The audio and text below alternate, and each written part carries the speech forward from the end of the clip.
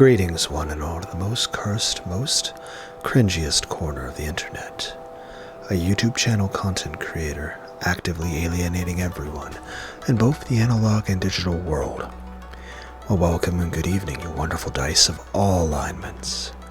I'm Lunar D8. I'm your tsundere streamer who doesn't stream. Yeah, they did. Afterwards, other things happened, and not just things disappearing.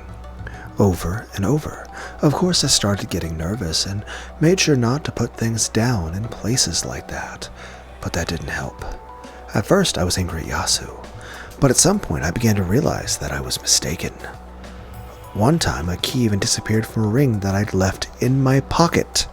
Then I realized these weren't Yasu's pranks. The same thing that happened to Yasu is now happening to me. Could calm down a bit. I think some of those were Yasu's fault and the others were just you being clumsy. It's true that the mansion's always dark and eerie, and it does feel like the sort of place you'd find a curse. I'm sure that's what made you scared like that. You saw it too, didn't you? Remember that vanishing white shadow we saw in the VIP room that rainy day? Yes, I saw. But couldn't that just have been Madame or Milady wearing something white? What do you mean, something white? Have you ever seen either of them wearing something like that? And besides, the VIP room is always locked. They don't have keys to it.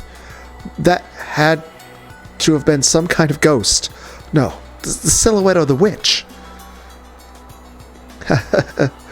So, basically, Belnay started acting like this. Totally scared. I've got more street smarts than her. So the more scared she was, the more I thought that witches were stupid and couldn't exist. Still, I had to be careful about what I said. I mean, I realized that this wasn't something I should talk about carelessly. All ghost stories and curses sound stupid to outsiders. But to think to the people who believe in them, it's absolutely not a joking matter. It really was no joke. Asne didn't believe a word of what I said, so I eventually stopped telling her about it, and confessed to Yasu instead. I told Yasu I thought you were the culprit, but it couldn't have been you. I said that something strange was happening to me. And what was that kid's answer? Yasu said that the same thing had happened many times already, but no one else believed any of it.